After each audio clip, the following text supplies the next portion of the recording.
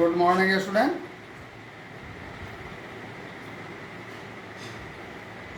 I am Srikant Sharma with your chapter Geography, chapter Climate. This is second video of this chapter. In first video, you know about climate, definition of climate, season as well as weather. Also, you know some causes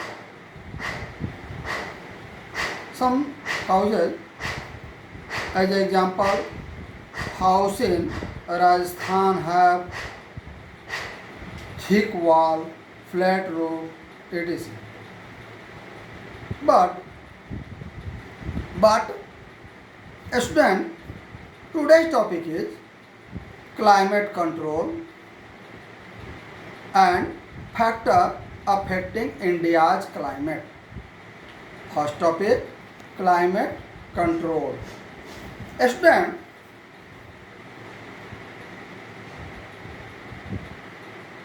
what is the factor who affects climate all over the world? Who affects climate all over the world? And some important factor that is specialized for climate control of your country India. First of all, climate control all over the world. Student, there are 6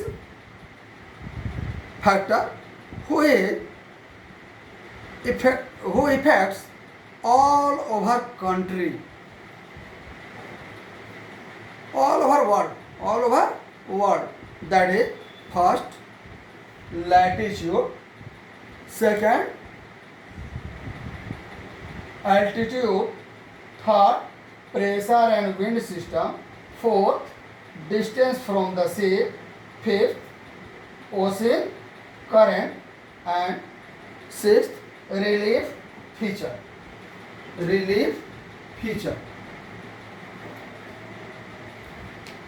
Student, first, altitude. You know about altitude. Student, you know, equator receives more heat due to perpendicular rain, due to perpendicular sun ray. Look here. Suppose that this is equator. So equator receives high temperature due to perpendicular ray, high temperature, and this is pole. Pole receives low temperature. First of all, know what its region. Suppose that this is sun and ray who fall pole and who fall equator. जो equator पर रे गिरता है वो atmosphere में shorter distance cover कर रहा है कंपेरिजनली जो पोल पर गिरता है, इसीलिए इक्वेटर पर ज़्यादा टेम्परेचर होता है और पोल पर कम टेम्परेचर होता है। फिर ये इस रे का फैलाव भी कम होता है और ये रे का फैलाव ज़्यादा होता है, इसके कारण। So equator receives high temperature as per high altitude. जैसे जैसे ऊंचा अक्षांशों पर बढ़ते हैं, as per high altitude temperature decreases slowly.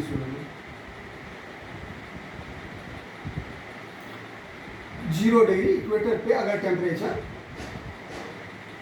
40 degree है, पोल पर -40 डिग्री है, तो यहाँ 20, 0, -20 इस तरह से डिक्रीज करता है और इसका इफेक्ट ऑल ओवर वर्ल्ड के क्लाइमेट पर पड़ता है। As a result, air temperature generally decrease from the equator towards the pole.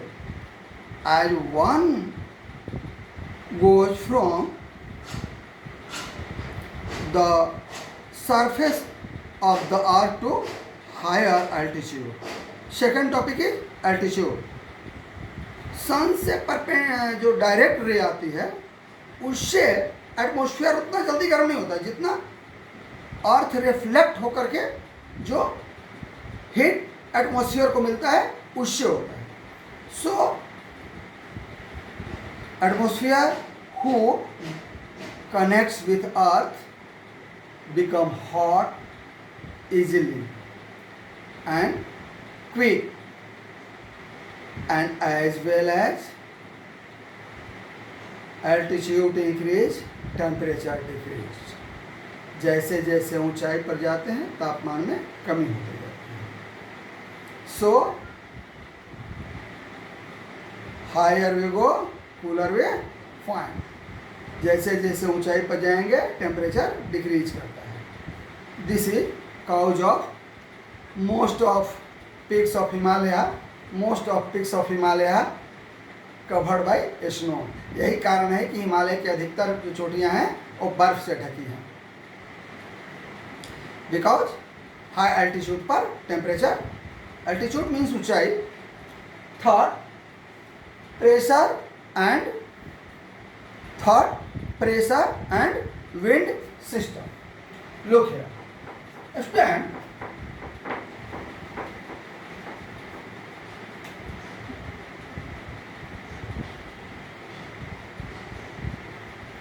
pressure and wind system. High temperature zone, equatorial zone.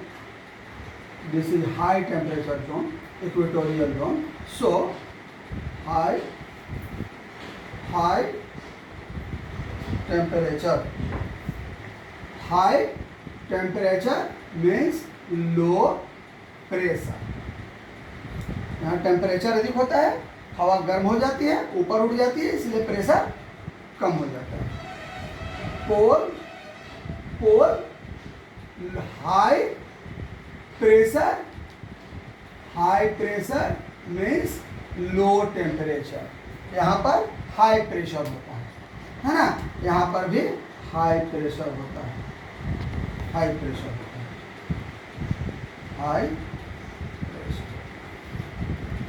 यहाँ हवा गर्म होकर ऊपर उठते जाती है. इसलिए जब मैं बच्चा था, that time I am a student, मुझे अभी भी याद है, मैंने अपने शिक्षक से पूछा था कि हवा गर्म होकर जब ऊपर उठते जाती है तो एक दिन पृथ्वी की सारी हवा ऊपर उठ जाएगी, और तब तो हम लोग को सांस लेने के लिए भी उछल कर सांस लेना पड़ेगा ना. नहीं, ऐसा नहीं होगा. तो ये हवा जब ऊपर जाती है, इसके पहले वाले टॉपिक में हमने क्या पढ़ा, higher we go cooler we find. जैसे जैसे ऊपर जाते हैं टेम्परेचर डिक्रीज करता है. तो टेम्परेचर डिक्रीज करेगा और ऊपर जाने के बाद वो हवा गर्म से ठंडी हो जाएगी, और जब वो ठंडी हो जाएगी तो नीचे उतरेगी. और यही कारण है कि 30 to 35 डिग्री के बीच जब हवा ऊपर से नीचे उतरती है तो यहाँ पर भी high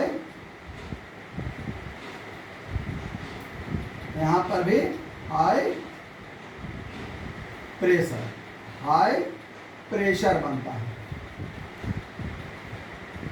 by the effect of centrifugal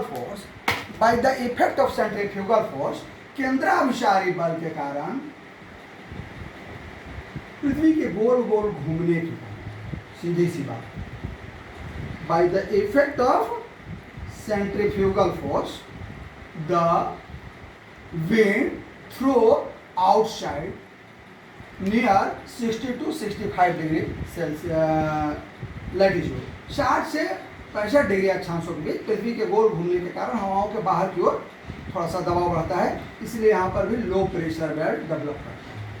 अब ये जो प्रेशर कंडीशन है ये परमानेंटली विंड को डायरेक्ट इफेक्ट करता है. जैसे इधर से हवाएं चलेंगी,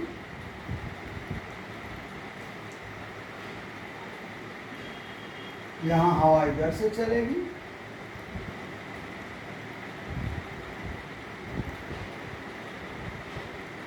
पिछला एक क्वेश्चन दिए थे ना कि सब ट्रॉपिकल एरिया में वेस्टर्नल साइड में डेजर्ट क्यों है?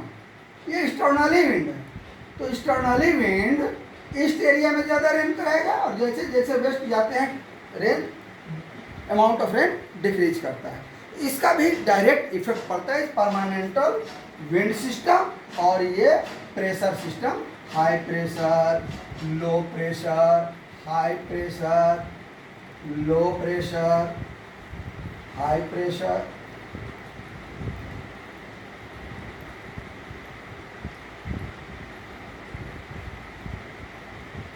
High pressure, low pressure. एक बात से एक लड़के से बनाकर पूछा ये क्या है, उसने कहा हम पट्टी लंपटी, हम पट्टी लंपटी है। नहीं नहीं नहीं, ये high pressure, low pressure.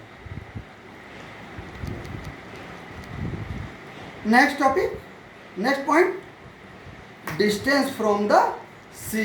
Distance from the sea. Student, water have moderate nature, so not quick become hot और not quick become cold। पानी में एक मॉडरेट नेचर होता है, बहुत जल्दी गर्म नहीं होता और बहुत जल्दी ठंडा नहीं होता। सो ओशियन की जो कोस्टल एरिया वहाँ का क्लाइमेट इससे डायरेक्ट इफेक्टेड होता है, क्विक हॉट नहीं होता और क्विक ठंडा नहीं होता। So ocean coastal climate generally have moderate climate.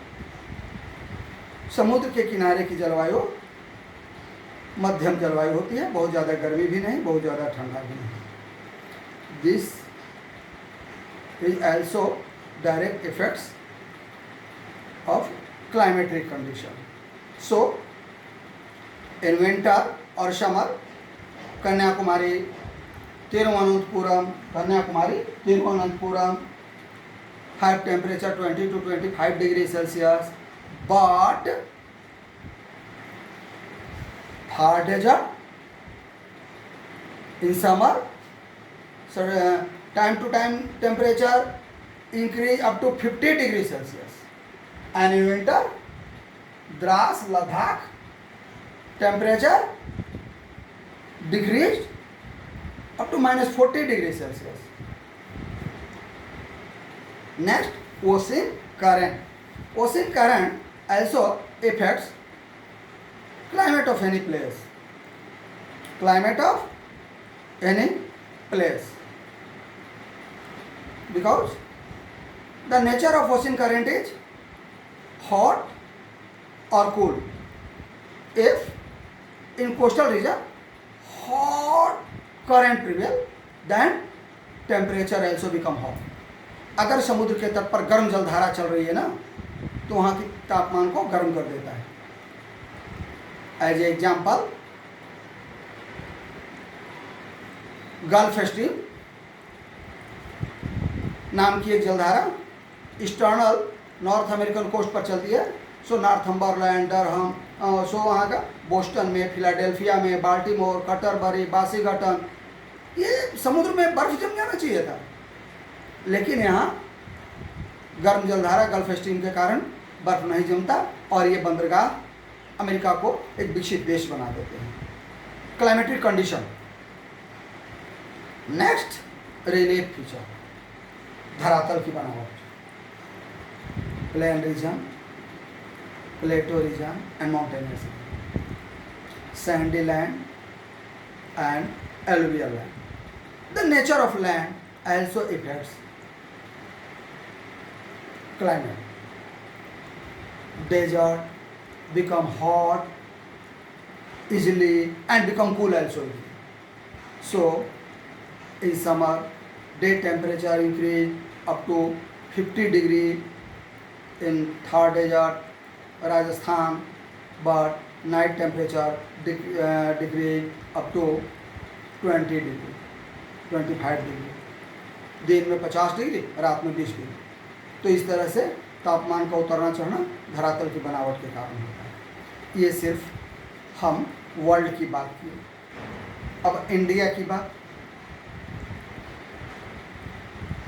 First of all, do not point 2 point also same, that is altitude and latitude.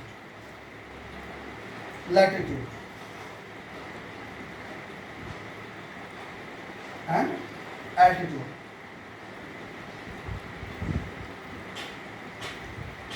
Third, pressure and wind system.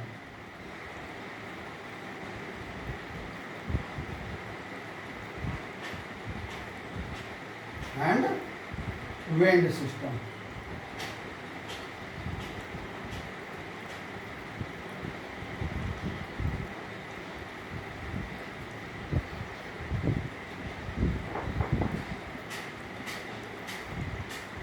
Upper air circulation. Upper air circulation.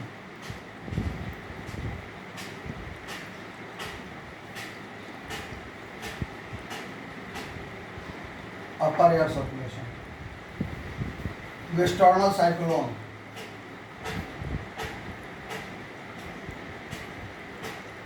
Western cyclone.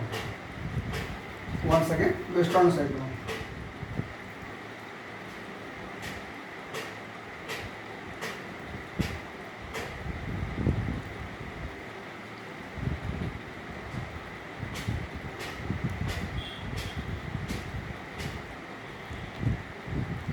Altitude latitude मैंने आपको पहले समझा दिया है, pressure and wind system भी समझा दिया है. अपर air circulation, upper air circulation, that is also called jet stream. First of all, you know what is jet stream. What is jet stream? Definition of jet stream. Listen. Upper, narrow and faster wind who blow in upper air up to 12,000 metre, 12,000 metre ऊंचाई पर बहती है. This is also called jet stream.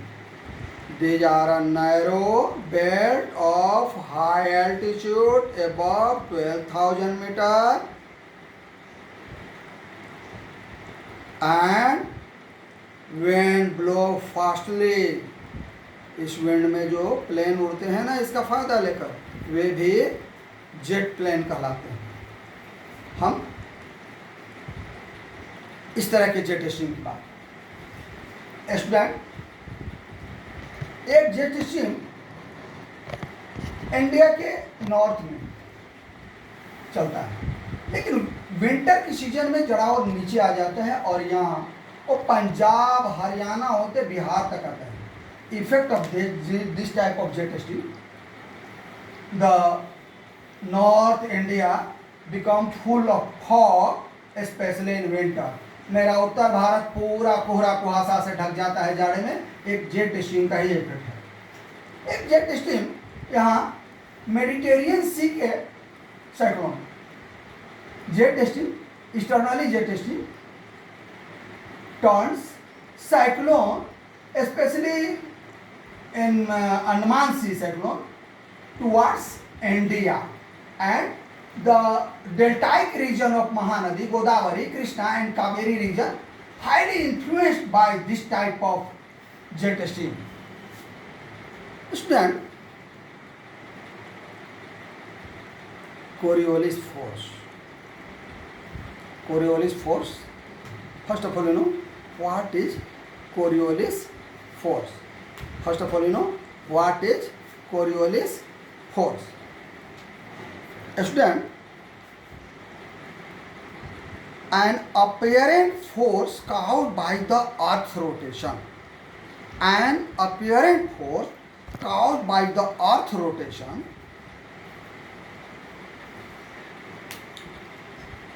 called Coriolis force.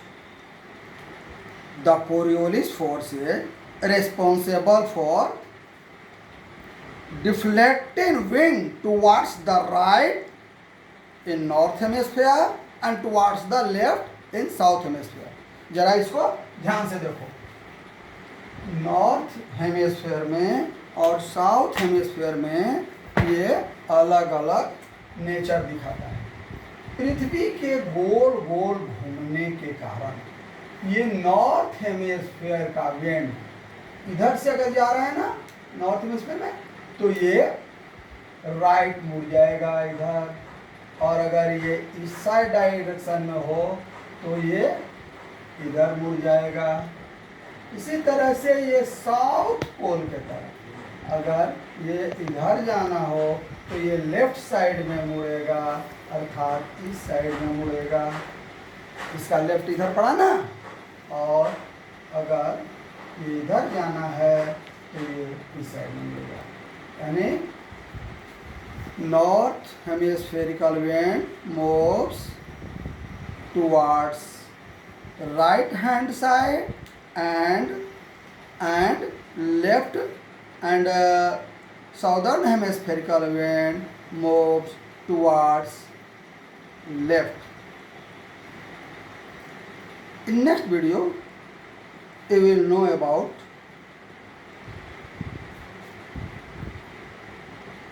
Indian monsoon as well as about westernal cyclonic disturbance.